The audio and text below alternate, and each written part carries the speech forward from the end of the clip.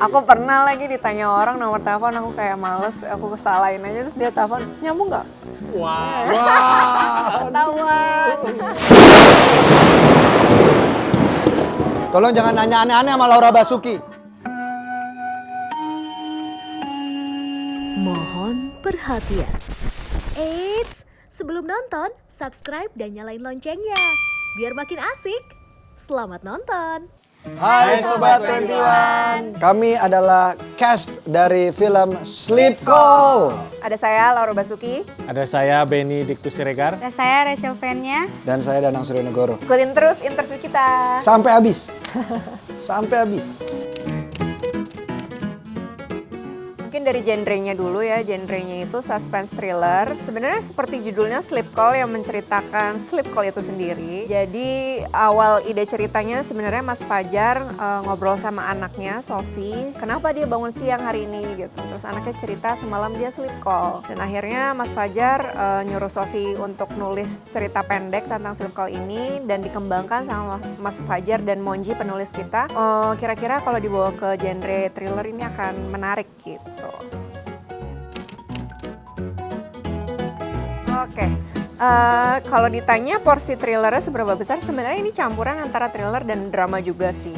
Sinopsis singkatnya itu menceritakan seorang perempuan bernama Dina yang saya perankan ini. Dia itu seorang pekerja urban yang bekerja di kantor pinjaman online, pinjol. Dan ini adalah teman-teman pinjol Dina. Kemudian Dina ini merasa selalu kesepian di dunia nyata dan dia tidak pernah berhasil dalam urusan percintaan. Jadi dia mencoba peruntungan dengan aplikasi jodoh. Kemudian akhirnya dia melakukan sleep call dengan satu pria dan sejak sleep call itu dia mendapatkan banyak sekali teror.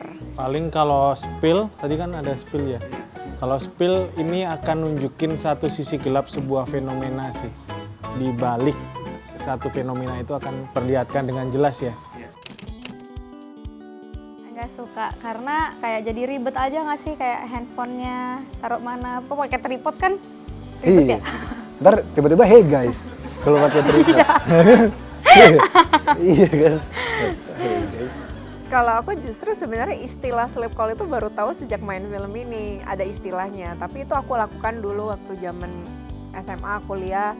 Kalau teleponan sama pacar atau lagi PDKT, malam tuh bisa ngobrol panjang, ternyata itu ada istilahnya gitu, sleep call.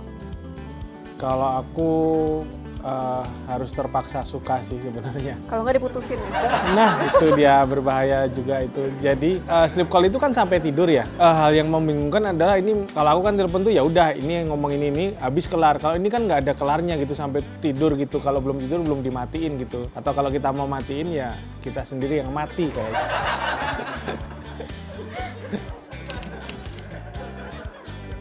Ya selama menguntungkan kedua belah pihak dan tidak merugikan satu sama lain sih, jalanin.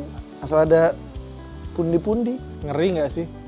Kayak makin ke sini kita makin lebih mudah memperlihatkan sisi pribadi kita ke orang yang nggak kita kenal. Aku ngeri sih. Aku juga ngeri sih. Aku tuh kalau ketemu orang sekali aja untuk kayak langsung dinner gitu.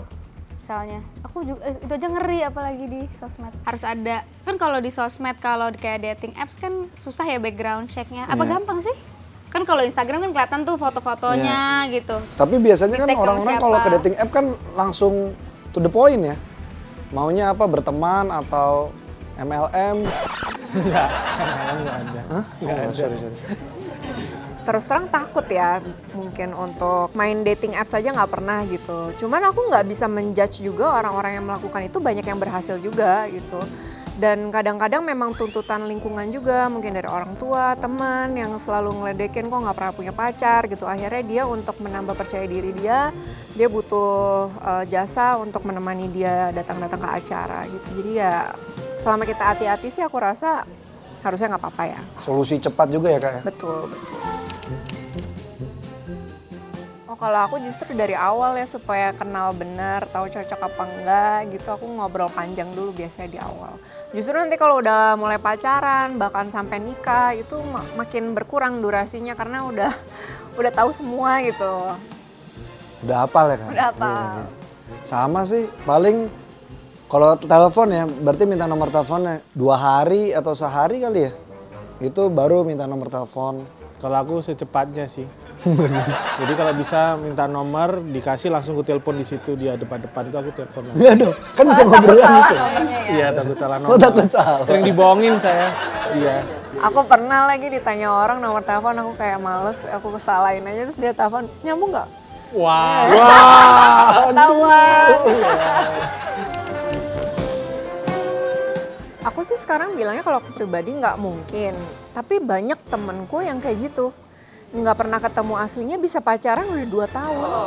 Cuman teleponan doang gitu, jadi memang ada sih orang-orang kayak gitu. Ada. Saya? Nggak, ini beneran nggak? Serius? Serius. Zaman kapan tapi? SMP iya. Jadi waktu nonton film Her, gue pernah kayak gitu. Iya, relate banget. Pernah ngobrol. Dan lucunya pas ketemu tuh, kok nggak segitu ya? Gitu. Dia itu dikasih nomor gue sama temennya dia. Jadi kami nggak pernah ketemu karena dia waktu itu sekolah di luar negeri. Terus akhirnya dia pulang, kami ketemu. Kok tidak segitunya gitu? Ternyata aslinya cantik. Jadi kayak setelah ketemu ternyata kami nggak memutuskan untuk nggak lanjut karena ternyata agak ganjil ya ini ya hubungan kita gitu. Gue nggak bilang jadian tapi gue akhirnya kan saya kan anaknya gampang nyangkut ya sama orang zaman dulu ya.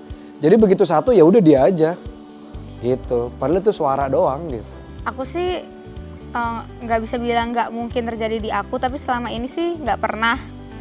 Tapi ya ada juga emang beberapa teman aku, bahkan bukan lewat suara ya, lewat teks doang. Chatting doang gitu, udah nempel banget gitu. Another level tuh ya.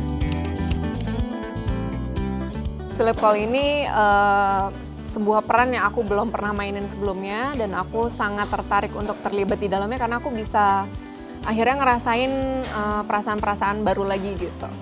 Nah di sini aku ngalamin sendiri peristiwanya, terus begitu baca skripnya, kayak wah ini sesuatu yang beda lagi gitu.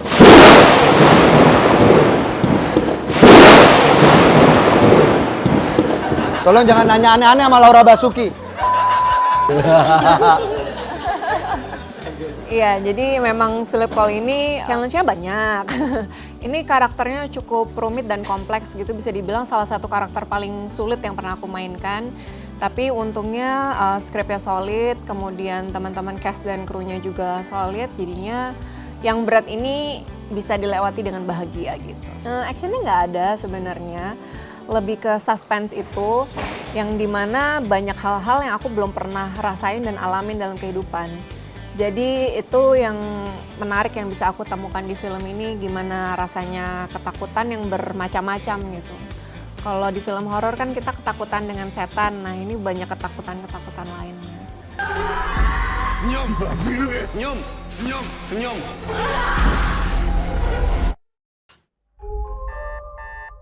Kalian harus nonton Sleep Call karena Selama ini kan kalian mungkin lihat di tahun ini yang banyak beredar film-film drama, horor, komedi.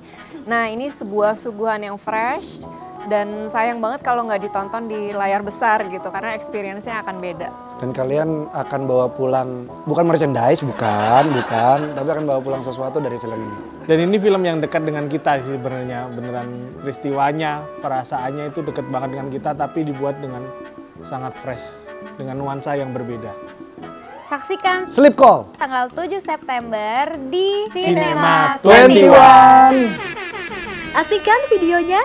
Jangan lupa like, subscribe, dan komen ya. Sampai jumpa di video selanjutnya.